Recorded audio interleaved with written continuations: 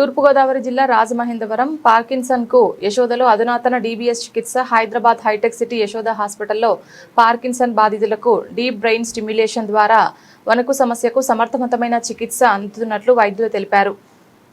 Doctor Rajesh అలుగోలు నేతృత్వంలో విజయవంతమైన చికిత్స. Yashoda hospital senior consultant neuro surgeon doctor Rajesh Alugolu ఆధ్వర్యంలో ఈ చికిత్స విజయవంతంగా కొనసాగుతోందని, మందులు పనిచేయని దశలో డీబీఎస్ మంచి పరిష్కారమని వెల్లడించారు. అశోక్ రెడ్డి సంగీతకు ఉపశమనం. హుజూరాబాద్ కు చెందిన అశోక్ రెడ్డి, కాజీపేటకు చెందిన సంగీత లాంటి దీర్ఘకాలిక పార్కిన్సన్ బాధితులు ఈ శస్త్రచికిత్స తర్వాత గణనీయంగా కోలుకొని సాధారణ జీవితానికి చేరుకున్నారని ఆసుపత్రి వర్గాలు తెలిపాయి. మీడియా సమావేశంలో సంతోష్ కుమార్, రామకృష్ణ పాల్గొన్నారు. రాజమండ్రి ప్రాంత ప్రజల్లో అవగాహన కల్పించేందుకు నిర్వహించిన మీడియా సమావేశంలో యశోద ప్రతినిధులు సంతోష్ కుమార్, రామకృష్ణ పాల్గొని పీడీఎండీఆర్సీ ద్వారా అందిస్తున్న ప్రత్యేక సేవలను వివరించారు. సంతోష్ కుమార్ శర్మ అండి. నేను యశోద హాస్పిటల్ హైటెక్ సిటీలో డిప్యూటీ జనరల్ మేనేజర్గా పనిచేస్తున్నాను. ఆంధ్ర ఆపరేషన్స్కి ఇన్ఛార్జ్గా చేస్తున్నాను. ఇవాళ మన విలేకరి గ్రూప్ని ఇక్కడ రాజమండ్రిలో మంజీరా హోటల్కి పిలిచాను. మీ అందరినీ ఇక్కడికి విచ్చేయమనడానికి కారణం, మనతో పాటు డాక్టర్ రాజేష్ అలుగోలు గారు, clinical director, Parkinson's disease management and research centre Yashoda hospital hi-tech సిటీలో న్యూరో సర్జన్గా పనిచేస్తున్నారు. సార్కి 20 years ప్లస్ ఎక్స్పీరియన్స్ ఉంది. పార్కిన్సన్స్ డిసీజ్ మేనేజ్మెంట్లో స్పెషలిస్ట్. ఇవాళ డాక్టర్ రాజేష్ అలుగోలు గారిని మీ అందరినీ ఉద్దేశించి మాట్లాడమని కోరుతున్నాను.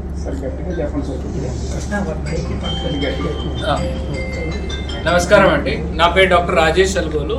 నేను senior consultant neuro surgeon, clinical director, Parkinson's disease and movement disorder research centre Yashoda hospital hi-tech సిటీలో పనిచేస్తాను. నా స్పెషాలిటీ ఏంటి అని అంటే ఫంక్షనల్ న్యూరో సర్జరీ. అంటే కొన్ని వ్యాధులు ఉంటాయి, అది బ్రెయిన్లో ట్యూమర్ రావచ్చు, పక్షవాతం రావచ్చు. దాని తర్వాత ఏంటి, వాటిని రికవరీ ఎలా చేయాలి. అలాగే కొన్ని వ్యాధులు వయసు ప్రకారంగా వస్తాయి.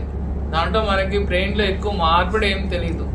బ్రెయిన్లో ప్రాబ్లం వచ్చేది ఏంటి అంటే బ్రెయిన్ సర్కిట్స్ ఏవైతే ఉన్నాయో, బ్రెయిన్ ఒక నెట్వర్క్ లాంటిది. Right side brain, left side brain, ముందు వెనక అన్నిటికీ నెట్వర్క్ ఉంటుంది. ఆ నెట్వర్క్ ప్రాబ్లమ్స్ తోటి వాళ్ళు నడవలేకపోతారు.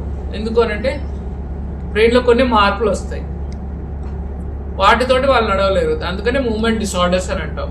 నడకలేదు, సరిగ్గా లేదు. దాంట్లో ప్రోటోటైప్గా ఉన్నది అనేది పార్కిన్సన్స్ డిసీజ్ అని అంటాం. పార్కిన్సన్స్ డిసీజ్ని వణుకుడు వ్యాధి కూడా అంటాం. ఇట్లా ముఖ్యంగా 3 ఉంటాయి.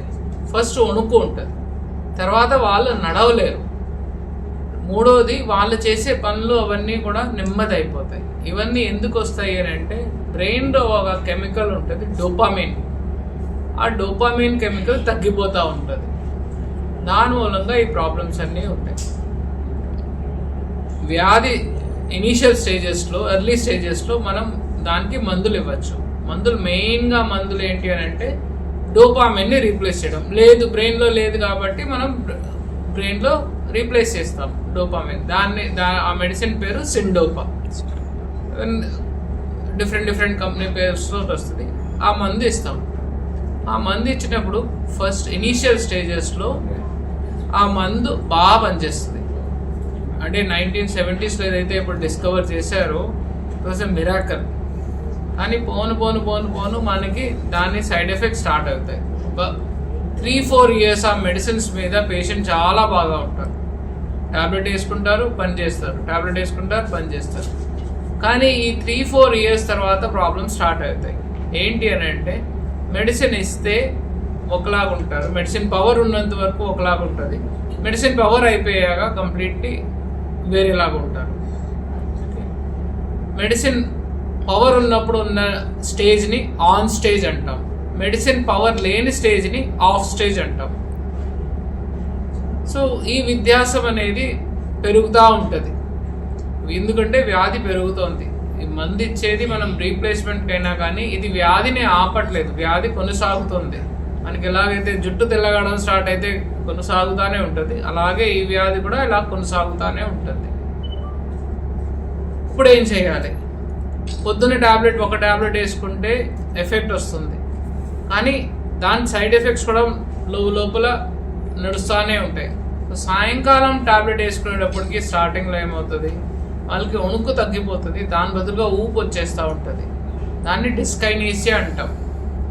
తర్వాత క్రమంగా ఆ టాబ్లెట్ ఎఫెక్ట్ కూడా ముందు 3-4 గంటలు వచ్చేది, 2-3 గంటలు, తర్వాత 1 గంట అలా రావడం స్టార్ట్ అవుతుంది. ఇంకో సైడ్ ఎఫెక్ట్ వచ్చేసి ఏంటి అని అంటే వాళ్ళకి ఆలోచనలో తేడా రావడం స్టార్ట్ అవుతుంది. కళలు, భ్రమలు, పిచ్చి పిచ్చిగా మాట్లాడటం ఇవన్నీ స్టార్ట్ అవుతాయి. ఇప్పుడు ఏంటి పరిష్కారం? ఈ స్టేజ్కి వచ్చేటప్పటికి దీన్ని అడ్వాన్స్డ్ పార్కిన్సన్స్ డిసీజ్ అంటాం. సో ఫస్ట్ ఆఫ్ ఆల్ దీన్ని వేరే వ్యాధులతోటి డిఫరెన్షియేట్ చేయాలి. పార్కిన్సన్స్ ది డయాగ్నోసిస్ మెయిన్గా క్లినికల్ సిమ్టమ్స్ తోటే ఉంటుంది, క్లినికల్ సిమ్టమ్స్ అండ్ సైన్స్. మనం ఫస్ట్ దీన్ని డిఫరెన్షియేట్ చేయాలి, అంటే సపరేట్ చేయాలి. దేంతోటి? Parkinson's plus. ఒక డయాగ్నోసిస్ ఏమో పార్కిన్సన్స్, ఒకటేమో పార్కిన్సన్స్ ప్లస్. సో పార్కిన్సన్స్కే సర్జికల్ ట్రీట్మెంట్ ఉంది, పార్కిన్సన్స్ ప్లస్కి లేదు. Okay, atypical Parkinson's disease or Parkinson's plus అంటే వాళ్ళని వెతికి వాళ్ళకి నీకు సర్జరీ చెయ్యము అని చెప్తాం. ఎందుకంటే వాళ్ళకి సర్జరీ చేస్తే లాభం ఉండదు. అది ఏ టెస్ట్ ద్వారా, ఒక టెస్ట్ చేసేస్తే నిర్ధారణ అయిపోతుంది అని లేదు. అది పేషెంట్ని చూసి ఆయనకి ఏమేమి సిమ్టమ్స్ ఉన్నాయి, ఆమెకి ఏమేమి సైన్స్ ఉన్నాయి, అవంతా కూడా మెయిన్గా క్లినికల్ బేస్డ్ ఉంటుంది. మీకు ఎంఆర్ఐ స్కానింగ్ అయినా, పెట్ స్కానింగ్ అయినా కానీ డెఫినేటివ్ కాదు. స్కాన్ చేసుకొచ్చేసి మీకు పార్కిన్సన్స్ డిసీజ్ అయిపోతుంది అనేది కాదు. మెయిన్గా పేషెంట్ని చూడాలి, పేషెంట్ మాట్లాడాలి, పేషెంట్ని మందుల ఎఫెక్ట్ ఉన్నప్పుడు చూడాలి, మందుల ఎఫెక్ట్ లేనప్పుడు చూడాలి. ఇవన్నీ కూడా క్లినికల్ వర్క్. ఇమేజింగ్, స్కాన్స్, పెట్ స్కాను, ఎంఆర్ఐ స్కాను అవి డయాగ్నోస్టిక్ కాదు. చాలామంది అంటారు చూడండి సార్ స్కాన్ పంపించేది పార్కిన్సన్సా కాదా? కాదు, అలా చెప్పడానికి కుదరదు. ఎందుకు అని అంటే రెండు కూడా ఒకలాగా కొన్ని ఫీచర్స్ రెండిట్లో సమానంగా ఉంటాయి. అది సూక్ష్మంగా పరీక్షించి పేషెంట్ తోటి మాట్లాడి ఇవన్నీ చేసిన తర్వాతే చేసిన తర్వాత ఆప్షన్ ఏంటి? Surgical option, time tested surgical option 30 ఏళ్ళ నుంచి వరల్డ్ వైడ్ చేస్తూ ఉన్నది deep brain stimulation surgery. Deep brain stimulation అంటే డీప్ అంటే లోపల, బ్రెయిన్ లోపల ఒక న్యూక్లియస్ ఉంటుంది, సబ్ థాలామిక్ న్యూక్లియస్. దాని సైజ్ ఊహించుకోండి ఒక నిమిషం కోసం. 3x5x15 mm cube. దాంట్లో 1.2 mm డయామీటర్ ఎలక్ట్రోడ్ పెట్టాలి. అంటే మీ పెన్ రీఫిల్ సైజే ఒక ఎలక్ట్రోడ్ పెట్టాలి. ఈ న్యూక్లియస్కి 3 భాగాలు ఉన్నాయి. ఒకటి మనకి మెమరీ, కాగ్నిషన్ అంటే మనం ఎలా మాట్లాడాలి, ఎప్పుడు ఏం మాట్లాడాలి అది చూసుకున్నట్టు. ఒకటి ఇమోషన్, ఇంకోటి మోషన్, నడక కోసం. అంటే ఈ చిన్న న్యూక్లియస్లో ఒక 3వ వంత పోర్షనే మనకి కావాలి. ఆ 3వ వంతది మన ఆపోజిట్ సైడ్ పూర్తి బాడీని కంట్రోల్ చేస్తుంది. సో ఇటువంటి కీలకమైన ఆపరేషన్ దీన్ని స్టీరియోటాక్టిక్ బ్రెయిన్ సర్జరీ ద్వారా చేసి దాంట్లో ఆ ఎలక్ట్రోడ్ పెడతాం. ముఖ్యంగా ఏంటి అని అంటే ఈ సర్జరీ చేసేటప్పుడు పేషెంట్ మెలకుగా ఉంటారు. తలకు ఒక ఫ్రేమ్ కట్టేస్తాం, స్క్రూస్ బిగించి ఆపరేషన్ చేస్తాం. తలలో ఒక హోల్ పెట్టి దాంట్లో మళ్ళీ వైర్స్ పంపించి టెస్ట్ చేస్తాం పేషెంట్కి ఎక్కడ బాగుంది, ఏంటి బాగుంది అనేది. మార్జిన్ ఆఫ్ ఎర్రర్ వచ్చేసి 2 mm margin of error. 2 mm ఇటు అటు అయ్యారు అని అంటే మనకి రిజల్ట్స్ రాకపోవచ్చు.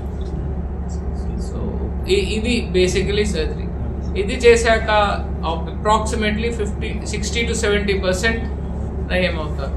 ఇప్పుడు నేను మీకు చూపించిన పేషెంట్స్ అన్నీ చూడడానికి మీకు చాలా తేడాగా అనిపిస్తుంది, బట్ అది 70-80% రిజల్ట్స్ వచ్చేవి. 100% ఏం కాదు, బట్ కానీ దాని తర్వాత కూడా వాళ్ళు మందులు వాడుకోవాల్సి వస్తుంది. మందులు వాడకం, డోసేజ్, డ్యూరేషన్ 2 కూడా తగ్గుతాయి. వాళ్ళు వాళ్ళ పనులు చేసుకోవచ్చు. మెయిన్గా ప్రాబ్లం పార్కిన్సన్స్ తోటి ఏంటి అని అంటే దీనికి తోటి ప్రాణభయం లేదు సార్. పార్కిన్సన్స్ డిసీజ్ పేషెంట్స్ కూడా వాళ్ళ లైఫ్ స్పాన్ మిగతా వాళ్ళలాగే ఉంటుంది, కానీ ఇది వ్యాధితో కూడిన ఉంటుంది, అది కొంచెం బెటర్ ఉంటుంది. మీరు పార్కిన్సన్స్ డిసీజ్ పేషెంట్స్కి ఏమవుతుంది, వణుకు రావడం స్టార్ట్ అయ్యాక వాళ్ళ సోషల్ లైఫ్ ఆగిపోతుంది. బయటికి వెళ్ళరు, చుట్టాలతోటి కలవరు, పండగలకి పబ్బాలకి ఎక్కడికి వెళ్ళరు, ఇంట్లోనే ఉండిపోతారు. ఇంట్లో కూడా క్రమంగా ఏమవుతుంది, గదిలోంచి కూడా బయటికి రాలేకపోతారు. సో సో ఇలాంటి వాళ్ళకి క్వాలిటీ ఆఫ్ లైఫ్ కోసం ఈ డీప్ బ్రెయిన్ స్టిమ్యులేషన్ సర్జరీ. ఈ డీప్ బ్రెయిన్ స్టిమ్యులేషన్ సర్జరీ వేరే వాటికి కూడా చేస్తాం మేము. డిస్టోనియా అనే వ్యాధికి కూడా చేస్తాము.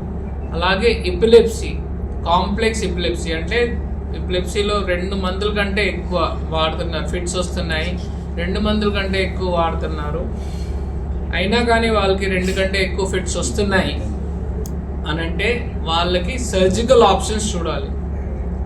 సర్జరీ చేయడానికి ఎక్కడైనా చిన్న ముక్క తీసి ఎక్కడి నుంచి అయితే ఫిట్స్ వస్తున్నాయో అది ఐడెంటిఫై చేసి అది తీయగలితే సరే, లేదు చాలా చోట్ల నుంచి వస్తున్నాయి అని అంటే వాటికి కూడా మనం డీప్ బ్రెయిన్ స్టిమ్యులేషన్ సర్జరీ అనేది చేయొచ్చు. డీప్ బ్రెయిన్ స్టిమ్యులేషన్ సర్జరీ తోటి లాభం ఏమొస్తుంది అంటే అన్ని ఫిట్స్ తగ్గిపోవచ్చు, కానీ భయంకరమైన ఫిట్స్ దేంతో ఆయనకి ప్రాణాభయం అనేది ఉంటుంది, అది ఆపచ్చు.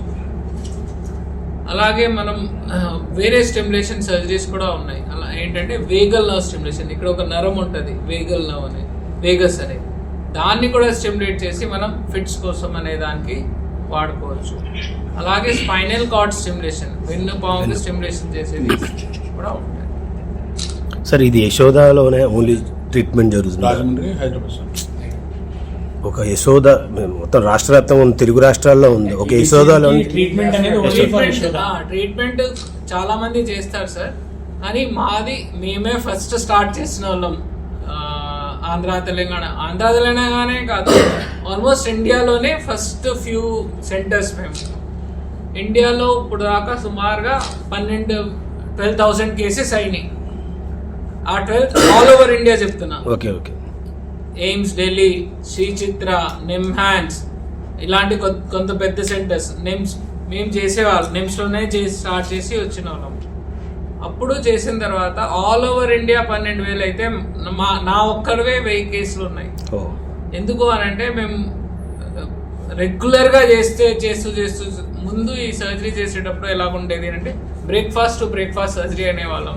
మేము ఫస్ట్ స్టార్ట్ చేసినప్పుడు పొద్దున్న బ్రేక్ఫాస్ట్ చేసి 8కి వాళ్ళు స్టార్ట్ చేస్తే బయటకు వచ్చేటప్పటికి మరుసటి రోజు 8 అయ్యేది.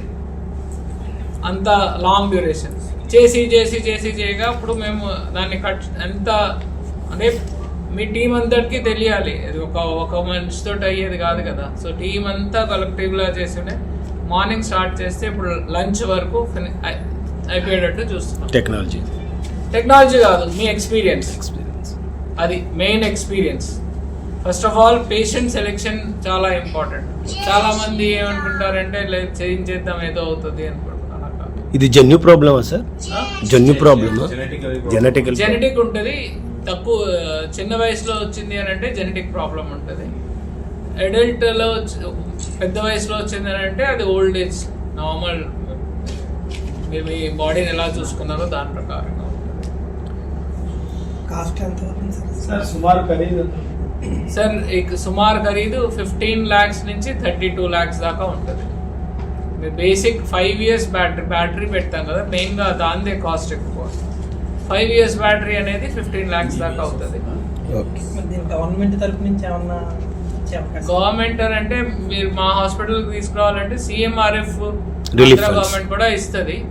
ఆంధ్ర గవర్నమెంట్ కూడా బాగానే CMRF కూడా మంచి మొత్తంలోనే CMRF ఉంది. Thank you. సరే, యశోద హాస్పిటల్లోని అరుదైన ఆపరేషన్ చేస్తున్నాం ఒక మాట వచ్చేలాగా యశోద హాస్పిటల్ హైటెక్ సిటీలో మేము ఇది అరుదైన ట్రీట్మెంట్ ప్రొవైడ్ చేస్తున్నాం పేషెంట్. ఈ అవకాశాన్ని యూటిలైజ్ చేసుకోమని రాలేదు మాట చెప్పండి. సో మెయిన్గా పార్కిన్సన్స్ వ్యాధి ఒక టీమ్ ఎఫర్ట్ అండి. మెడికల్ స్పెషలిస్ట్ కావాలి, సర్జన్స్ కావాలి, క్లినికల్ రీసెర్చర్స్ కూడా కావాలి, క్లినికల్ స్పెషలిస్ట్స్ కూడా కావాలి. దేనికి అని అంటే మనం ఫస్ట్ నిర్ధారణ చేయాల్సింది ఏంటి, ఆఫ్ ఆన్ పార్కిన్సన్సా లేకపోతే పార్కిన్సన్స్ ప్లస్ అనేది. దీనికి మీ ఏ ఇమేజింగ్స్ అవన్నీ ఏం పనికిరావు. మాది ఈ వ్యాధి మీదే మా దగ్గర 12 మంది స్పెషలిస్టు టీమ్ లాగా వర్క్ చేస్తాం. ఇలాంటి అరుదైన చికిత్స యశోద హాస్పిటల్ ఎంత పెద్ద టీం, ఇండియాలోనే అన్నిటికంటే పెద్ద టీం యశోద హాస్పిటల్ హైటెక్ సిటీలో ఉంది. ఓకే.